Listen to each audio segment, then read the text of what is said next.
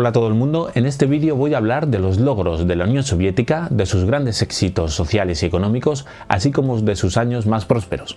Hablaré de todo aquello que convirtió a una nación campesina y con un alto índice de analfabetismo en toda una superpotencia económica, tecnológica y por supuesto militar. Varios fueron los pueblos y etnias, tanto de Europa como de Asia Central, que se unieron como repúblicas socialistas a la nave nodriza, que era la República Rusa, y formaron una nación inmensa que todos conocimos como la URSS.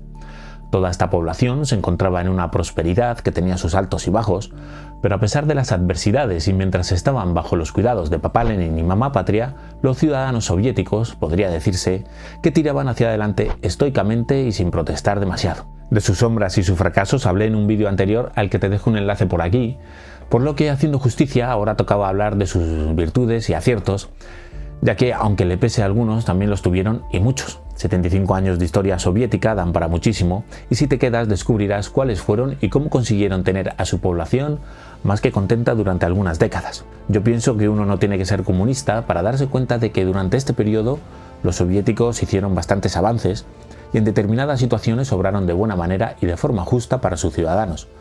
Por otro lado, pienso que ponerse una venda en los ojos y justificar los crímenes y la opresión al pueblo que también sucedieron por, entre comillas, el bien común, es algo que por lo menos no va conmigo. También reconocer que el sistema económico no fue lo suficientemente solvente como para ser efectivo a largo plazo y que estaría bien hacer el ejercicio de no ver esto desde el punto de vista más militante, sino como una persona curiosa de la historia que intenta reconocer las cosas buenas y malas de todas las situaciones. De todos modos, y esto solo a mi juicio, por supuesto que cada uno saque o refuerce sus propias conclusiones y ya de paso así me lo haga llegar en los comentarios si le parece oportuno. Siempre desde el respeto, por favor. 1. La victoria soviética. La victoria soviética en la Segunda Guerra Mundial, a lo largo de la terrible Guerra Patria, como se le llamó al conflicto en la Unión Soviética, el pueblo soviético se enfrentó a desafíos muy difíciles de superar y nunca perdió la fe en la victoria por sus propios medios. El gobierno movilizó todos sus recursos en la lucha contra los nazis. Se produjeron enormes cantidades de armas, municiones y suministros, lo que permitió a los soviéticos luchar con una ventaja numérica en la mayoría de las batallas. Además, la movilización de las mujeres en la economía de guerra permitió una mayor producción de suministros y armamento. La estrategia militar efectiva también fue una clave importante para la victoria soviética. Los líderes militares soviéticos desarrollaron una estrategia de defensa a largo plazo que les permitió resistir los ataques alemanes y después lanzar una ofensiva efectiva. La batalla de Stalingrado, considerada por historiadores expertos como la peor batalla de la historia de la humanidad, por la enorme cantidad de muertes producidas en la misma, fue un ejemplo clave de la estrategia soviética que con un movimiento de pinza por parte de su ejército dividido en 3 fragmentos se convirtió en una estrategia brillante por parte del Ejército Rojo que dejó a los alemanes aislados y sin capacidad para hacer llegar suministros a sus soldados, por lo que las ratas y los caballos fallecidos eran la dieta habitual de unos pobres hombres que a estas alturas poco o nada creían ya en su adorado Führer. El caso es que los soviéticos resistieron los ataques alemanes durante meses hasta que finalmente pudieron contraatacar y aplastar al ejército alemán en lo que sería el punto de inflexión más evidente de la Segunda Guerra Mundial. Además, la batalla de Kursk fue la mayor batalla de tanques de la Segunda Guerra Mundial y se convirtió en una victoria decisiva para los soviéticos, que junto a la victoria en Stalingrado tumbó a la lona al ejército nazi que solo pudo recibir golpes hasta el inevitable golpe final de Berlín, que se materializó con el suicidio de Adolf Hitler y la capitulación del ejército alemán totalmente derrotado. Desde luego, la apertura de un segundo frente en la Europa occidental permitió a los soviéticos liberar territorios ocupados por los nazis y reducir la presión sobre el frente oriental, aunque el mérito de hacer retroceder al ejército nazi de una forma tan contundente no se les puede negar a los soviéticos. Hay que recordar que el ejército nazi llegó a ocupar el 47% del territorio soviético, por lo que desde luego la victoria ante el ejército nazi es un éxito de la URSS sin ningún lugar a dudas. Número 2. Industrialización y modernización de la Unión Soviética. Una vez conseguido el poder en octubre de 1917, Lenin y el partido bolchevique implantaron el comunismo de guerra. Resumiendo mucho esto, hay que decir que los rusos estaban entonces en la Primera Guerra Mundial y acto seguido llegaría la Guerra Civil Rusa, por lo que había que mantener al frente y sostener al pueblo durante estos largos periodos. Esta economía se basó en la nacionalización de la industria, la centralización del control económico, el racionamiento de los bienes y la movilización forzada de la mano de obra. Por supuesto, se racionaban los alimentos y también se prohibieron rotundamente las huelgas. La situación con tanta guerra era muy precaria y había que adaptarse. La economía de guerra de Lenin en Rusia finalizó en 1921, cuando el país ya había superado la crisis bélica y a la guerra civil rusa le quedaba poco para terminar. En este contexto se implementó la nueva política económica, la NEP, que supuso un cambio de rumbo en la política económica del gobierno soviético. La NEP permitió cierto grado de libertad económica y empresarial y reintrodujo el mercado y la propiedad privada en algunos sectores de la economía. Esto trajo consigo una cierta recuperación económica, aunque incluso para Lenin o Trotsky, esta supiese dar un paso atrás a costa de sacrificar algunos de los ideales socialistas que habían guiado la revolución de 1917. Pero había que salir del fango en el que estaban y, según palabras de Lenin, había que dar un paso atrás para poder dar dos pasos adelante. La NEP se mantuvo en vigor hasta 1928, cuando Stalin la reemplazó por el primer plan quinquenal, que estableció la economía planificada y centralizada que caracterizó la mayor parte de la historia económica soviética. El plan quinquenal fue una estrategia de modernización impulsada por Joseph Stalin con el fin de sacar a la Unión Soviética de la opresión de los zares y de los sistemas económicos previos que habían sido insuficientes y habían dejado al país devastado tras los años de guerra. Esta política económica se convirtió en una suerte de truco de magia por parte de Stalin para la modernización del país. A pesar de que los sistemas económicos anteriores habían sido efectivos, la Unión Soviética necesitaba de un impulso más fuerte y decidido para poder recuperarse plenamente de las consecuencias de las guerras y avanzar hacia un modelo económico más sólido y productivo. Se implementaron políticas económicas radicales que incluyeron la nacionalización de la industria y la colectivización de la agricultura. Los kolhozes eran granjas colectivas o cooperativas agrícolas que se multiplicaron por todo el país y funcionaban junto a los sovkhozes, de propiedad estatal. En la industria se nacionalizaron todas las empresas y se llamarían trust, incluyendo fábricas, minas, ferrocarriles y bancos. Además, la Unión Soviética contaba con vastos recursos naturales que se explotaron intensamente para impulsar el crecimiento económico. Los recursos minerales como el carbón y el hierro fueron explotados en gran medida y sin descanso para producir acero y otros materiales de construcción. También los recursos naturales fueron utilizados para construir centrales hidroeléctricas y presas que proporcionaron energía barata y abundante para la industria. La planificación centralizada también permitió la construcción de infraestructuras como carreteras, ferrocarriles y líneas de transporte, lo que mejoró la eficiencia en la distribución de bienes y servicios en todo el país. Estas políticas se basaron en el concepto de aceleración de la historia, que afirmaba que la Unión Soviética podría lograr en un tiempo récord lo que llevó siglos a las naciones más avanzadas. ¿Lo consiguieron? ¿Mereció la pena el costo humano? ¿Tú qué opinas? Para descansar un poco de tanto dato y tanta información, te recuerdo que tienes abajo en la línea de reproducción del vídeo una fragmentación del contenido por secciones, por si quieres pasar de una a otra de un modo más exacto y concreto. También te invito a que, si el vídeo te está gustando, le des a me gusta, puesto que para YouTube es muy importante para compartirlo con más gente, así que si lo haces, de verdad que te lo agradecería muchísimo. Tras este pequeño respiro, seguimos. Número 3. El sistema educativo. La clave para entender todo el logro y éxito mayúsculo de la URSS en lo que se refiere a educación es preguntarse cuánto costaba sacarse una carrera universitaria en, por ejemplo, su competidor más directo, los Estados Unidos, y cuánto costaba hacerlo en la Unión Soviética. También, cuántas personas podían acceder a este privilegio de realizar estudios superiores frente a las personas que lo hacían en la URSS. La respuesta es fundamental para sacar conclusiones. En la Unión Soviética el costo para el ciudadano era de prácticamente nada y el costo en Estados Unidos, por ejemplo, podía alcanzar cifras astronómicas de varios miles de dólares, limitando así la capacidad de llegar a la universidad a unos pocos frente a la Unión Soviética, que otorgaba la posibilidad de que cualquier persona con las aptitudes necesarias pudiese llegar a la universidad sin suponer un costo inasumible para su familia. Recordemos que en la mayoría de casos, mientras una persona realiza estudios, también hay que mantenerla. Por supuesto, algunos jóvenes trabajan para hacer más llevadero el coste, pero también sabemos que muchos no acceden al mundo laboral mientras cursan estudios. Todo esto lleva lugar a debate porque, claro, bajo la premisa liberal capitalista de que nada es gratis, efectivamente es válida. A mi parecer tienen razón.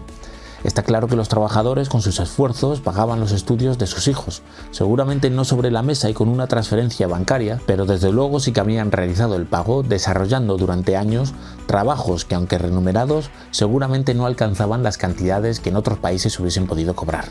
Y claro, es que el sistema es así, de ahí la eterna discusión sobre el capitalismo y el comunismo, un debate que da para horas perfectamente y defendible con argumentos sólidos por parte de ambas posturas. Si este vídeo tiene muchas visitas, se generará en los comentarios este interesante debate. Yo por el momento continúo. Se pagaban precios simbólicos por las matrículas, incluso por el material escolar. En sociedades capitalistas, la época del año en la que hay que comprar libros y material escolar es muy difícil para algunas familias que sufren lo suyo para poder hacer frente a este gasto. Además, gran cantidad de estudiantes tenían becas mensuales para centrarse en sus estudios, ya que por supuesto las residencias universitarias también eran gratuitas. Como los sistemas capitalistas, la selección a la hora de acceder a determinadas carreras también existía, y los exámenes de acceso eran tan duros como en cualquier otro lugar, por lo que los jóvenes que no tenían las aptitudes o las ganas necesarias para realizar estudios universitarios entraban en escuelas especializadas para la formación profesional, donde aprendían lo necesario para ejercer su profesión, en la que rápidamente eran colocados. También es necesario recordar que en la URSS no existía el paro o desempleo como tal. Claro que tampoco te podías negar a aceptar el trabajo que se te había asignado, por lo que el descontento de algunos ciudadanos era notable. Pero vamos, eso pasa también en las sociedades capitalistas. De lo que tengo serias dudas es de si en la URSS podrías escuchar esa frase común de "me voy a tomar un año sabático porque tengo el subsidio del paro", que a menudo se escucha, por ejemplo, aquí en España. Yo creo que en la URSS no pasaba esto. En definitivas cuentas, para mí, ya simplemente por el hecho de dar la oportunidad de realizar estudios superiores a cualquier persona de su población, merece estar en esta lista de éxitos. Número 4. El sistema de salud. Otro gran éxito que siempre sale a escena cuando se habla del comunismo y sobre todo del comunismo en la Unión Soviética es por su sistema de salud. Hay que decir que al principio de la era soviética, los asuntos referentes a la sanidad para muchos ciudadanos fueron complicados. Conviene recordar que los rusos venían de la Primera Guerra Mundial, después de una guerra civil que fue devastadora y seguidas de hambrunas y penurias mientras trataban de ponerse en pie como sociedad. Nikolai Alexandrovich Semasko, uno de los fundadores del Partido Bolchevique y primer comisario de Sanidad desde 1918 hasta 1930, estableció 3 principios básicos que debía reunir el Servicio Soviético de Salud. Unidad en la organización, participación de la población en la totalidad del trabajo de protección de salud y medidas profilácticas, es decir, la prevención.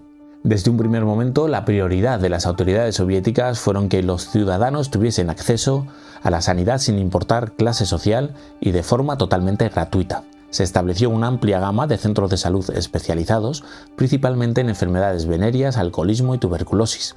Estas instalaciones no solo trataban a los pacientes, sino que también las acompañaban en su vida diaria, dispuestos a prevenir las posibles amenazas que pudieran representar para los demás. Otra medida preventiva generalizada era la vacunación obligatoria para todos, desde los niños hasta los adultos. Era habitual que a un ciudadano se le negara un trabajo si no aceptaba recibir una serie de vacunas concretas. El sistema soviético de atención médica dio especialmente sus frutos durante la Guerra Patria. Los médicos pudieron devolver al campo de batalla al 72% de los heridos y al 90% de los soldados enfermos, en total a más de 17 millones de personas. A pesar de que la atención médica era gratuita, algunos servicios, sobre todo en los últimos periodos soviéticos, requerían de un pequeño pago, aunque era prácticamente simbólico. Por eso era una tradición agradecer extraoficialmente sus atenciones a los médicos con diferentes tipos de regalos, desde cajas de chocolates o embutidos hasta botellas de licor. Está claro que para cualquier ciudadano era gratuito ir a cualquier centro médico u hospital, así como la posterior rehabilitación que incluía hasta balnearios en zonas privilegiadas.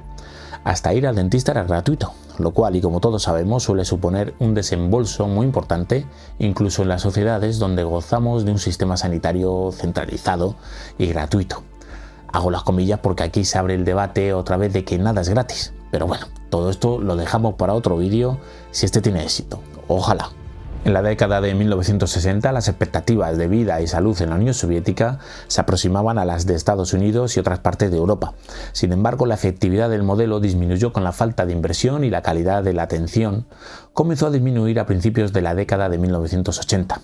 Aunque todavía en 1985 la Unión Soviética seguía teniendo hasta 4 veces más doctores y camas de hospital por cabeza en comparación con los Estados Unidos. Lógicamente, cuando el sistema comunista empezó a derrumbarse como un castillo de naipes en los años 80, la sanidad cayó con el mismo y los problemas aparecieron como en otro tipo de servicios. Pero es innegable que durante los años prósperos y cuando la Unión Soviética era la segunda potencia mundial, su sistema sanitario fue uno de sus incontestables éxitos. Número 5. Igualdad de género. En este punto sí que estoy gratamente sorprendido de lo que la Unión Soviética consiguió para las mujeres, sin tanto numerito, sin tanto enfrentamiento y sin tanta palabrería vacía que, por ejemplo, aquí en España nos ha llevado la ministra de Igualdad y su corte de paniaguadas, cuyo único trabajo es aplaudir los disparates que esta diga por poco sentido que tengan. Así que cuando las cosas están bien hechas, pues se dice y ya. Al menos para mí. La igualdad de género fue uno de los principales objetivos de la Revolución Rusa en 1917 y de la posterior formación de la Unión Soviética. Por contra, en el Politburó o la alta élite de la política rusa apenas hubo mujeres, salvo en algún caso esporádico y de corta duración. Sin embargo, los soviéticos, sin hacer tanto ruido al respecto y teniendo en cuenta en la época en la que se vivía, en 1917, consiguieron igualdad legal. La igualdad de género se estableció legalmente en la Unión Soviética desde sus primeros días. Las mujeres tenían los mismos derechos que los hombres en términos de trabajo, educación, acceso a la salud, seguridad social y otros aspectos de la vida. Participación política. Las mujeres en la Unión Soviética tenían derecho a votar y a ocupar cargos públicos. De hecho, la primera constitución de la Unión Soviética, adoptada en 1924, garantizó la igualdad de derechos y oportunidades políticas para ambos sexos. Aunque lo cierto es que los altos cargos estaban prácticamente monopolizados por hombres. Igualdad en el trabajo. No hay que olvidar que las sociedades, en general a principios del siglo XX, eran machistas por naturaleza. La Unión Soviética fue pionera en la eliminación de la discriminación de género en el lugar de trabajo.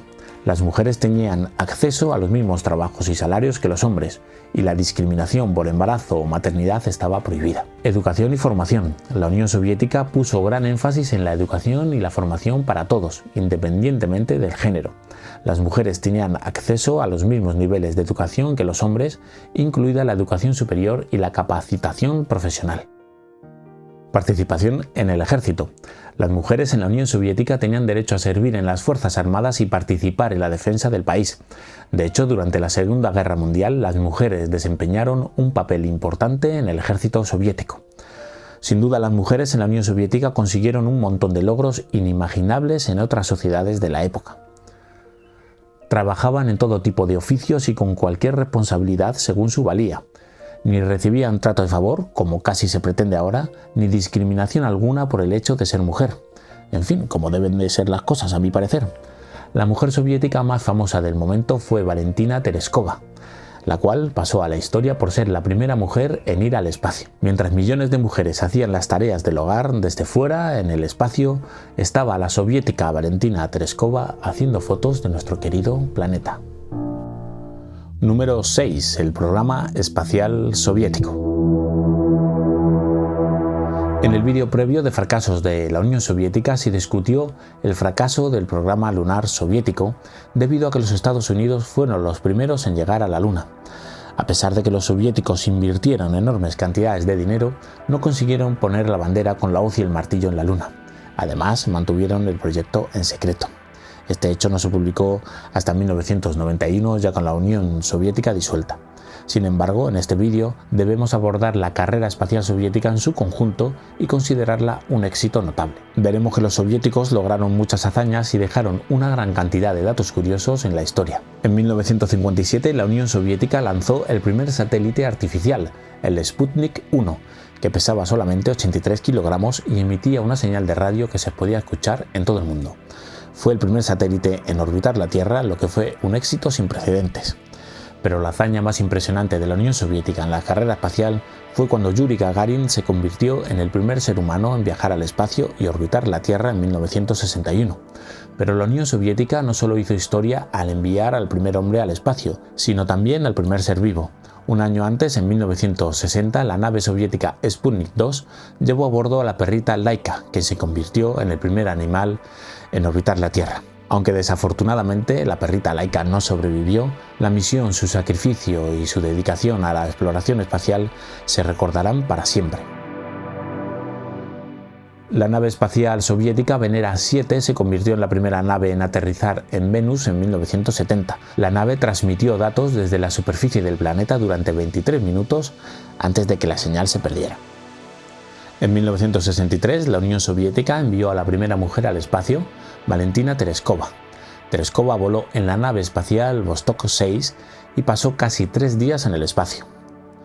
En 1975, la nave espacial soviética Soyuz y la nave estadounidense Apolo se acoplaron en órbita, en un encuentro histórico que marcó el inicio de la cooperación espacial entre los Estados Unidos y la Unión Soviética. La URSS también lanzó varios satélites espía que ayudaron a recopilar información sobre las actividades militares y civiles en todo el mundo.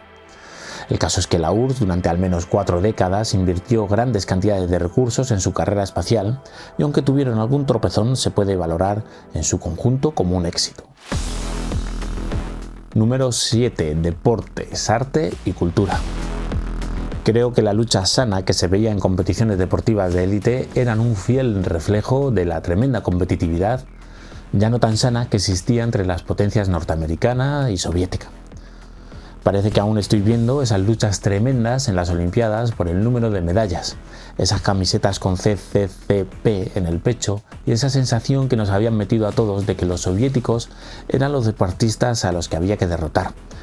En fin, el trabajo que había detrás de esos deportistas era tan duro como el de cualquier otro deportista en otro país. Pero sí que es cierto que a los deportistas de élite en la Unión Soviética se les trataba prácticamente como a soldados. Recomiendo encarecidamente el documental Red Army, que habla sobre la selección soviética de hockey sobre hielo y de la dureza de cómo entrenaban sin descanso. También de cómo una vez caído el bloque comunista, algunos jugadores del equipo nacional jugaron en la Liga Americana, con todo lo que esto supuso. De verdad que el documental es muy interesante y muestra cómo era ser deportista de élite en la URSS. Ni que decir tiene que en el ajedrez simplemente apenas tenían rival. El mejor ajedrecista del mundo, Garry Kasparov, con permiso de Bobby Fischer, se formó en la Unión Soviética, así como otros muchos campeones de origen soviético que dominaban como nadie el noble arte del juego del ajedrez. Aparte de los deportistas de élite brillantes que tuvieron en el firmamento deportivo, también es importante recalcar que la Unión Soviética se tomaba muy en serio el deporte para todos sus ciudadanos y alentaba insistentemente a que estos realizasen ejercicio diario y llevasen una buena dieta. Algunos preferían el vodka, pero otros muchos hacían caso a los consejos de los camaradas gobernantes que solo querían lo mejor para ellos. Eso y que no dejasen de producir, claro. En lo que se refiere a arte y cultura, los soviéticos también destacaron, y aún incluso con las limitaciones propias de vivir en una nación en la que el Estado controla absolutamente todo. Consiguieron sobresalir figuras creativas en torno al cine, la música, la literatura o la música. El ballet Bolshoi era reconocido como el mejor del mundo, la música clásica se creaba y se interpretaba con un prestigio de sobresaliente, y el teatro y las obras literarias no se quedaron atrás durante este periodo, y en definitiva, el arte y la cultura estuvieron a la altura de una sociedad que durante unos años, y en muchos aspectos, parecía imparable. Después, como todos sabemos, en la década de los 80, el castillo de arena se empezó a derrumbar, hasta que en 1990 fue finalmente absorbido por el océano capitalista que le estuvo amenazando siempre. Cuando se habla de comunismo es fácil mencionar a Venezuela, Cuba o la Unión Soviética ya agonizante de los últimos años para desprestigiar el comunismo. Y francamente, es legítimo. Son argumentos demoledores para encumbrar el capitalismo frente a un sistema de gobierno que, les gusta a los comunistas o no, también trajo miseria y hambre para sus pueblos que confiaban ciegamente en sus líderes. Y es que también es verdad que depende mucho de los líderes de cada país que tuvo el comunismo sobre cómo les fue durante sus años. A algunos países les fue mucho mejor que a otros, simplemente porque sus gobernantes trataban de hacer mejor las cosas y en ocasiones lo consiguieron.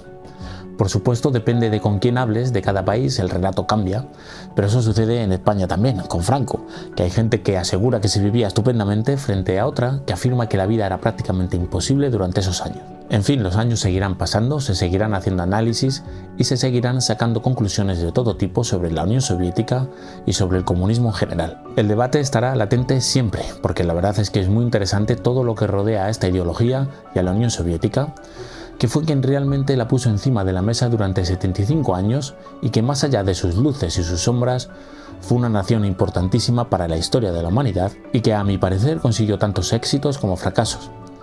Además, así se sigue plasmando en la sociedad rusa actual o soviética, ya que todavía queda gente nostálgica de esos años, como tampoco faltan los que no quieren ni oír la palabra comunismo cerca de ellos. Pienso que este es un buen momento para finalizar este vídeo. Ha sido un placer bucear por toda esta información y narrarla a mi modo en este vídeo. Espero que te haya gustado, que te haya resultado de interés y que te haya entretenido al menos un poco. Yo sin más me despido hasta el siguiente vídeo. Muchas gracias por la atención, yo soy Daniel Casas, chao.